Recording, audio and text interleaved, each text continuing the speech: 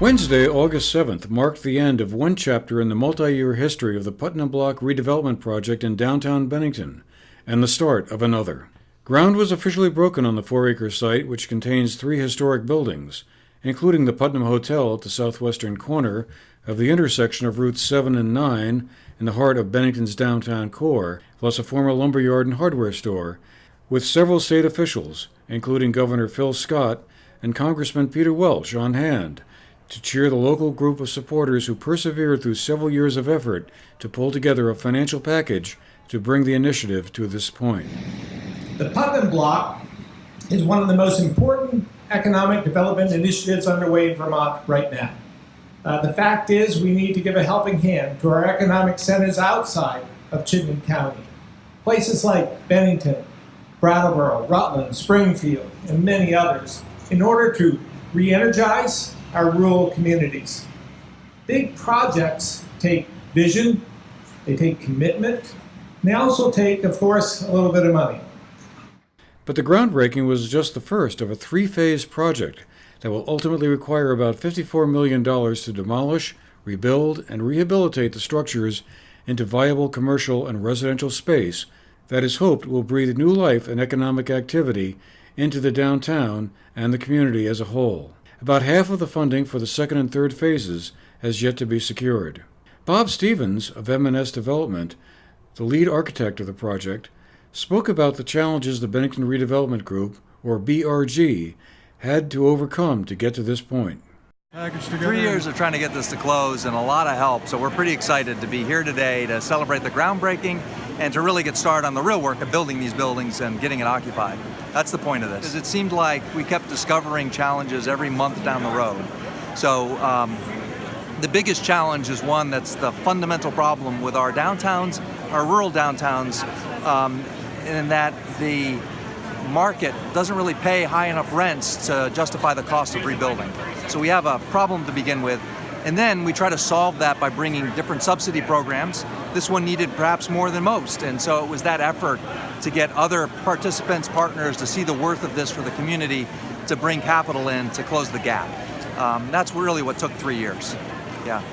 The Bennington Redevelopment Group, a group of local leaders and residents, which included the Bank of Bennington, Bennington College, Southwestern Vermont Healthcare, and several other local private sector businesses, first formed in 2014, seeking ways to help revitalize the economic fortunes of Bennington. They joined forces with the Bennington County Industrial Corporation, led by Bill Colvin, and began focusing early on the Putnam Block area, but had to overcome several hurdles, mostly of a financial nature, which included a proposed change in tax incentives contained in the 2017 federal tax overhaul. The final legislation passed by the U.S. Congress that year restored those tax credits and incentives, which many developers consider critical to helping move such projects along, since the economic payoff can sometimes seem distant. I was taken off on what the banker said, that this didn't make, quote, economic sense. But it makes spiritual sense. It makes sense if you want to build a community that's going to be there for your kids. It makes sense to have our hospital involved when they know that a strong downtown community helps people emotionally and physically.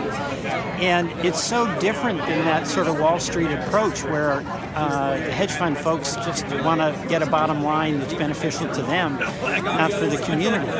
And you put something together where you start revitalizing a community, that does pay off economically because it helps people it helps create jobs, it creates a place where people get together.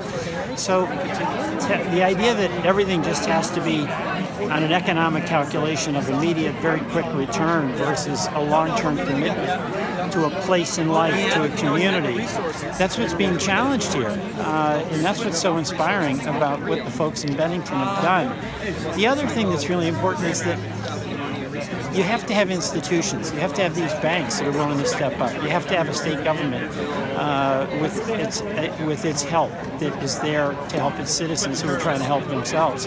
And then the federal programs really make a difference as resources. But the key component is people in the community who have faith in the future and are willing to work. And then if there are these other institutions that can help with the resources to make it possible, then that's tremendous. And that's what you're seeing here. It's why I think Governor Scott was so excited about it, why I'm so excited about it, and why all of us here are feeling a very celebratory moment. Bennington College and the Southwestern Vermont Healthcare will be among the businesses taking space in the new complex when it opens. The first phase of construction is scheduled to be completed by the middle of next year. The first phase involves the environmental cleanup, demolition, and restoration of the 3 historic buildings. The second phase will involve construction of 2 new buildings at the end of the block, while the third phase will create new housing.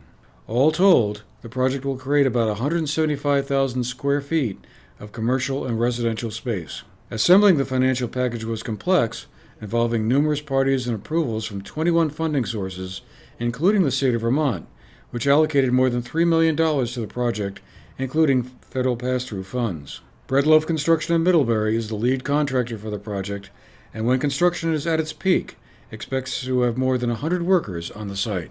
Reporting for the GNAT-TV News Project, I'm Andrew McKeever.